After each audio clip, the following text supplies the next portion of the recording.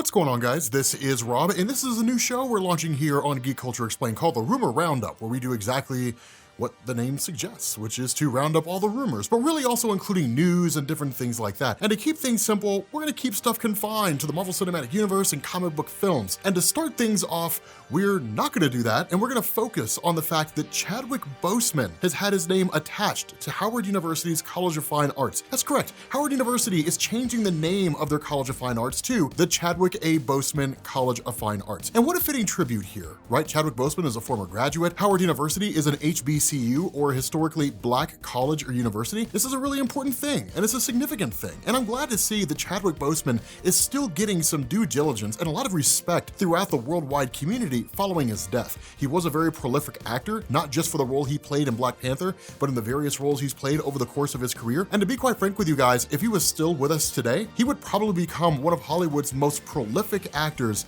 if he wasn't already. As far as I'm concerned, Michael B. Jordan, Chadwick Boseman, and John David Washington are the trinity, or at least were the trinity, of young black actors in Hollywood. But moving into our segment about comic book related news and rumors and all that kind of good stuff, Christopher McDonald, also known as Shooter McGavin in Happy Gilmore, has been cast in the Marvel Cinematic Universe in a role that is undefined in the Secret Invasion film. I'm kind of curious what role he's gonna play. According to the Deadline.com, he's supposedly going to be playing a role that's wholly unique to the MCU. And before you guys start freaking out saying this is unheard of, MJ from Spider-Man is actually a character created for the MCU. It does not stand for Mary Jane Watson. That's what a lot of people thought initially, but that's not the case. This is actually kind of interesting. If I'm a betting man, I think he's gonna play an established character in the Marvel Cinematic Universe based on Marvel Comics, and if I want to take it one step further, he's gonna play Kl'rt. Who's Kl'rt? Kl'rt's a super Skrull. He's essentially a Skrull that has the powers of the Fantastic Four. It's not overly significant, and it's not a super important thing. Super Skrull was by no means one of the most important characters in the history of Marvel Comics, and if Marvel never created him, you would never know the difference.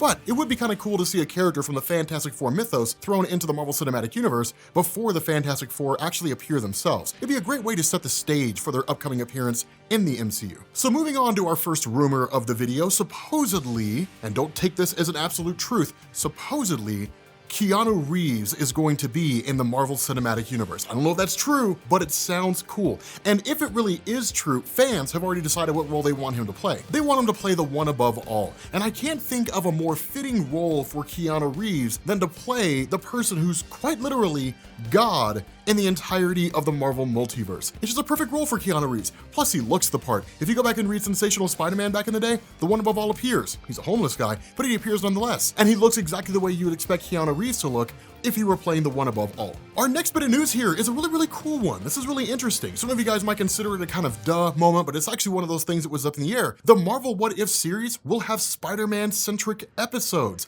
I don't know how many they're gonna have. It's only a 10 episode series, and supposedly it's all gonna be based on the Infinity Saga. So who really knows how in-depth these episodes are going to go? But this is a pretty big piece of news. And the reason why is because, as you guys know, Spider-Man is a Sony property. And for a long time, people believed that Sony would not allow Spider-Man to be used in any facet of the Marvel Cinematic Universe outside of the solo Spider-Man films and whatever Avengers appearances he would have over the course of the MCU. But to know that he's going to be in some What If episodes is pretty cool, because some of the What If stories involving Spider-Man are really awesome. For example, there's a What If story based on Secret Wars from back in 1984, and while it doesn't necessarily revolve around Spider-Man strictly, one of the things that happens is that Spider-Man gets the Venom symbiote just like he did in the original Secret Wars, but because they're trapped on the world and they're never able to leave, you eventually learn the Venom symbiote had actually eaten Spider-Man and was basically just walking around in his bones. It was pretty gruesome and really kind of weird, but it was a really cool moment involving his character. The what if potential for Spider-Man can come from any number of different things. It can come from concepts that the Marvel Cinematic Universe just makes up. It can be based on stories that exist within Marvel Comics. There's really no limit here, and that's what made the what if stories so fantastic, is it was really only limited by a person's imagination.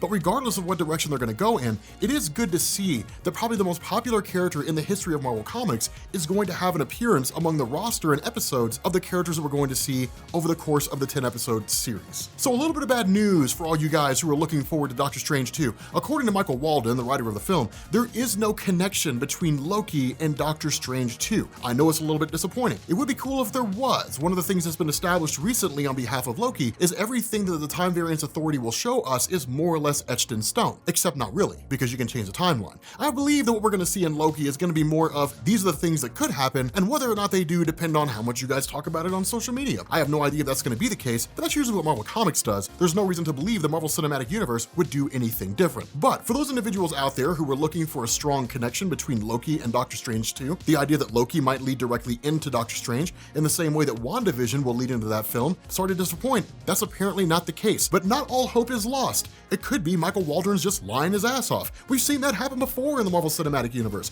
Actors come out and say, no, that's not going to happen at all, and then it turns out to be true. So it could very well be one of these things where he's just trying to pull the wool over our eyes, and because of you guys being on social media and being the detectives that you are, you guys aren't buying it. And so we'll find out once Doctor Strange 2 launches, and we'll probably get a much better idea once the Loki series launches on June 9th. Now, before we get into our final rumor here, there is a really cool piece of news that came from Marvel Entertainment for all of you podcast fans. Marvel Entertainment and SiriusXM have teamed up to launch a 10-episode series based on Old Man Star-Lord, or Old Man Quill, if that's what you want to call it. This is basically a story that took place in the same universe as Old Man Logan, where the villains had basically conquered Earth. It takes place about 30 years into the future, and so by this point, Peter Quill and Rocket Raccoon are just a couple crotchety old people who are really more dicks than anything else, but it is a hilarious story. It's amazing to see Rocket Raccoon and Peter Quill when they're basically grumpy old men, minus Jack Lemmon and Walter Matthau, for those of you guys who get the reference. It's cool. I kind of like it. It was cool to see what the Guardians of the Galaxy potentially look like 30 years in the future when they're all just old and bitter. So make sure you guys keep your eyes out for that, because I know that I'll be listening to it. I promise this segment is not sponsored. But getting into our final segment here, our last rumor of the night. The rumor here is that Shumagorath is going to appear in Doctor Strange 2. Who's Shumagorath, for those of you guys who don't know? You know how when you look at a brick wall, you have the bricks, and then in between the bricks, you have the mortar, that gray looking stuff? That's how the multiverse works. If every single brick was a universe, the mortar would be the space between the universes. And that's where beings called the many-angled ones reside. They're these great big, huge, monstrous, tentacle-looking things that are pretty wild, and they almost ate Thanos in the Thanos Imperative storyline. But the whole thing behind this is that Shumagorath at one point occupied Earth and actually ruled it as a kind of demon lord. He was ultimately cast out, and then he tried to return, and Doctor Strange had to kill the Ancient One to keep it from happening. Probably one of the most significant Doctor Strange stories in the history of Marvel Comics. But the cool thing about this is that supposedly Shumagorath is chasing after a girl named America Chavez. Why is he chasing after America Chavez? This is a girl that can actually hop between universes. And so if you're a demonic entity existing between universes and you want to actually get into universes, what better person to take over than a person who can move in between universes? And so America Chavez isn't all that powerful aside from that, but it would be cool to see her in Doctor Strange 2. Whether or not those two beings are actually going to appear is really anybody's guess, and we have to wait for official castings before we actually see that. But it would kind of beef up the film a little bit. I will say this though, if Doctor Strange 2 is largely going to focus on WandaVision, if we do see America Chavez and Shumagorath, I don't think we'll see them for very long. At that point, it seems like there's just too much going on in the movie for it to have a cohesive plot. So if we see them, we might only see them for a moment or two, or maybe some kind of brief explanation about what's going on. Perhaps Shumagorath might be the initial villain of the film, and then eventually we move on to Wanda being the prime villain of the film, assuming that that is actually going to be the case. But with that being said, guys, we're going to bring this to an end. Thank you guys for watching. Let us know what you think in the comments section about this show, and we will catch you all later. Peace.